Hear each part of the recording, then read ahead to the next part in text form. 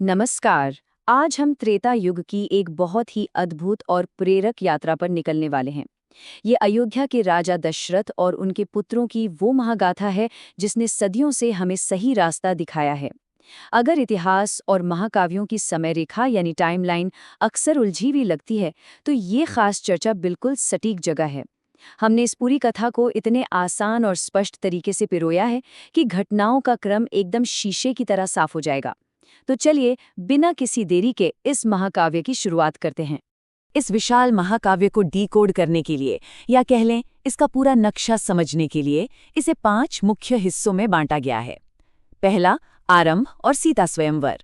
दूसरा, कैकेयी का वरदान और वनवास। तीसरा, सीता हरण और जटायु। चौथा, वानर सेना और लंका दहन। और पांचवां, राम रावण युद्ध और विजय। तो आइए सीधे छलांग लगाते हैं भाग 1 पर, आरंभ और सीता स्वयंवर, और साथ ही दशरथ के पुत्रों का जन्म। कहानी की शुरुआत होती है अयोध्या नगरी से। चारों राजकुमारों के जन्म और उनकी शिक्षा पूरी होने के बाद घटनाचक्र बहुत ही तेजी से आगे बढ़ता है। महर्षि विश्वामित्र अपने यज्ञ की रक्षा के लिए राम और लक्ष्मण जी को अपने साथ जंगल ले जाते हैं। वहीं श्री राम ने ताड़का नामक राक्षसी का वध करके अपने पराक्रम का पहला परिचय दिया।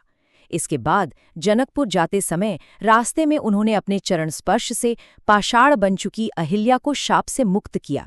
ये वाकया साफ दिखाता है कि श्रीराम केवल संहार के लिए नहीं बल्कि उद्धार के लिए भी आए थे। और अंततः वे राजा जनक की नगरी जनकपुर पहुंचते हैं। अब जनकपुर में क्या होता है? वहां सीता स्वयंवर का भव्य आयोजन था, जहां श्रीराम ने भगवान शिव का भारी भरकम पिनाक धनुष उठाकर तोड़ दिया। इस अद्भुत पराक्रम के बाद दशरथ जी के चारों पुत्रों का विवाह राजा जनक और उनके भाई कुशध्वज की पुत्रियों से संपन्न हुआ। श्री राम का विवाह सीता जी से, लक्ष्मण का उर्मिला से, भरत का मांडवी से और शत्रुघ्न का श्रुतकीर्ति से हुआ। जाहिर है, यह अयोध्या के लिए एक अत्यंत हर्षोल्लास और जश्न का समय था। लेकिन उत्सव का ये माहौल अचानक बदल जाता है।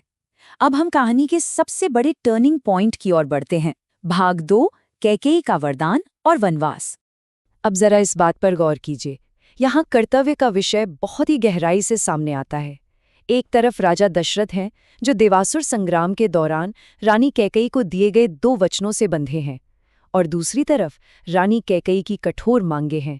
श्री राम को 14 वर्ष का वनवास और भरत को अयोध्या का राज सिंहासन। सबसे प्रेरणादायक और हैरान करने वाली बात यह है कि श्री राम बिना किसी विरोध के अपने पिता के वचन की लाज रखने के लिए राजपाट त्याग कर वन जाने के लिए हंसते हंसते तैयार हो जाते हैं। माता सीता और भाई लक्ष्मण भी सन्यासियों का वेश धारण कर उनके साथ निकल पड़ते हैं। वनवास की इस कठिन यात्रा में कई बेहद भावुक क्षण आते हैं। जब श्री राम, लक्ष्मण और माता सीता गंगा नदी के तट पर पहुंचते हैं, तो निषादराज केवट उन्हें अपनी नाव से पार कराते हैं। जब श्री राम उन्हें इसके बदले कुछ देना चाहते हैं, तो केवट की ये पंक्ति उनके अटूट समर्पण को दर्शाती है। ये संवाद महज एक नाविक और यात्री के बीच का नहीं है। ये ईश्वर और भक्त के बीच के उस नैतिक और आध्यात्मिक रिश्ते को दर्शाता है जो पूरी रामायण का मूल आधार है।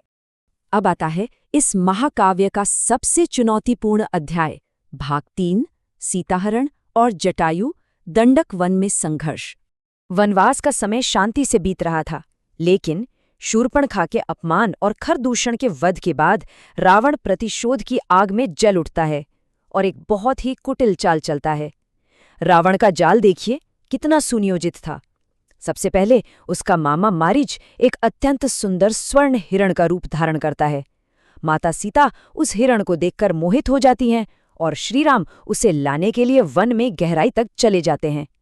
जब श्रीराम को देरी होती है तो सीता जी की चिंता के कारण लक्ष्मण जी अपनी खींची हुई सुरक्षा रेखा पार करके मदद के लिए जाते हैं। बस इसी मौके का फायदा उठाकर रावण एक सन्यासी का वेश धरता है और माता सीता का बलपूर्वक हरण कर लेता है। जब रावण सीता माता को विमान से लंका ले जा रहा था, तब एक बहुत ही हृदयस्पर्शी घटना घटती है। गिद्धरज जटायु अपनी वृद्धावस्था के बावजूद रावण के उस विमान को रोकने का पूरा प्रयास करते हैं। वे भली भांति जानते थे कि वे रावण से शक्तिशाली नहीं हैं, फिर भी अन्याय के खिलाफ लड़ते हुए वे अपने प्राणों की आहुति दे देते हैं। बाद में श्रीराम और लक्ष्मण जी जटायु का पूरे सम्मान के साथ अंतिम संस्कार करते हैं। ये प्रसंग हमें निस्वार्थ साहस की सबसे बड़ी शिक्षा देता है। जटायु के प्राण त्यागने के बाद वन में एक गहरा सन्नाटा छा जाता है। अब हमारे सामने एक बहुत बड़ा सवाल खड़ा होता है। बिना किसी सेना के, बिना किसी संसाधन के, दो निर्वासित राजकुमार एक बिल्कुल अनजान भूमि में रावण जैसे शक्तिशाली शत्रु से माता सीता को कैसे मुक्त कराएंगे। यहीं से कहानी गहन दुख से निकलकर नए सहयोगियों और मित्रों की तलाश की ओर मुड़ती है। और यहीं से शुरू होता है हमारा चौथा भाग, वानर सेना और लंका दहन, जहां नए सहयोगियों से मिलन होता है। घटनाओं की गति अब बहुत तेज हो जाती है। सबसे पहले श्रीराम की भेंट महान भक्त शबरी से होती है और फिर वे हनुमान जी और सुग्रीव से मिलते हैं। सुग्रीव की व्यथा सुनकर श्रीराम बाली का वध करते हैं और सुग्रीव को किष्किंधा का राजा बनाते हैं।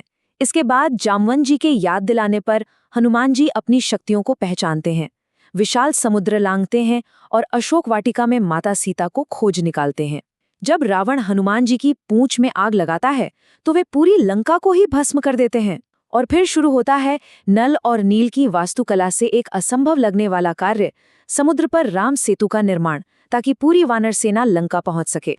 अब हम पहुंच गए हैं एकदम अंतिम और सबसे निर्णायक चरण पर। भाग 5, राम रावण युद्ध और विजय, धर्म की जीत। राम सेतु के निर्माण के साथ ही विशाल वानर सेना समुद्र पार कर लंका पहुंच जाती है। लेकिन युद्ध शुरू होने से ठीक पहले श्री राम बाली के पुत्र अंगद को शांति के अंतिम प्रस्ताव के साथ रावण की सभा में भेजते हैं। ये घटना बहुत ही शानदार ढंग से दर्शाती है कि धर्म के मार्ग पर चलने वाले हमेशा पहले शांति का प्रयास करते हैं। युद्ध एकदम अंतिम विकल्प होता है। अंगद अपनी अपार शक्ति का प्रदर्शन भी करते हैं, लेकिन रावण का अहंकार इतना बड़ा था कि वो समर्पण करने से साफ इनकार कर देता है। फिर शुरू होता है महायुद्ध। इस युद्ध में कई प्रलयंकारी मुकाबले हुए। श्रीराम का सामना रावण के विशालकाय भाई कुंभकर्ण से होता है, जिसे वे परास्त करते हैं। एक समय ऐसा आता है जब मेघनाद के प्रहार से लक्ष्मण जी मूर्छित हो जाते हैं। तब हनुमान जी पूरा पहाड़ उठाकर संजीवनी बूटी लाते हैं और लक्ष्मण जी के प्राण बचाते हैं। इसके बाद लक्ष्मण जी मेघनाद का वध करते हैं और अंततः श्रीराम और रावण के बीच वो अंतिम महायुद्ध होता है, जहां विभीषण द्वारा रहस्य बताए जाने पर श्रीराम रावण की नाभि में तीर मारते हैं और बुराई का सर्वनाश होता है। बुराई के अंत के बाद प्रभु श्रीराम माता सीता और भाई लक्ष्मण के साथ पुष्पक विमान में बैठकर अपनी जन्मभूमि अयोध्या लौट आते हैं। अयोध्या वासियों ने जो भव्य स्वागत किया वो आज भी दीपावली के रूप में मनाया जाता है। इसके बाद एक अत्यंत भव्य राज्याभिषेक होता है, जिसमें हनुमान जी, सुग्रीव, जामवंत और अंगद जैसे वे सभी सहयोगी पूरे गर्व के साथ उपस्थित होते हैं, जिन्होंने इस धर्म युद्ध में अपना सर्वस्व दांव पर लगा दिया था। तो इस पूरी समय रेखा को समझने के बाद अंत में ये गहन विचार मन में आता है। रामायण सिर्फ राजाओं और राक्षसों की कहानी नहीं है। यह पिता के प्रति कर्तव्य, पत्नी के प्रति प्रेम, भाई के प्रति निष्ठा और ईश्वर के प्रति अटूट भक्ति का एक जीता जागता दस्तावेज है। सोचने वाली बात है कि कठिन से कठिन परिस्थितियों में भी आदर्शों पर कैसे अडिग रहा जा सकता है। उम्मीद है कि आज की इस चर्चा ने इस महाकाव्य को एक नए और स्पष्ट नजरिए से देखने में मदद की है और इन प्राचीन ग्रंथों को और गहराई से पढ़ने की प्रेरणा दी है। ज्ञान की इस यात्रा में साथ जुड़ने के लिए बहुत बहुत धन्यवाद।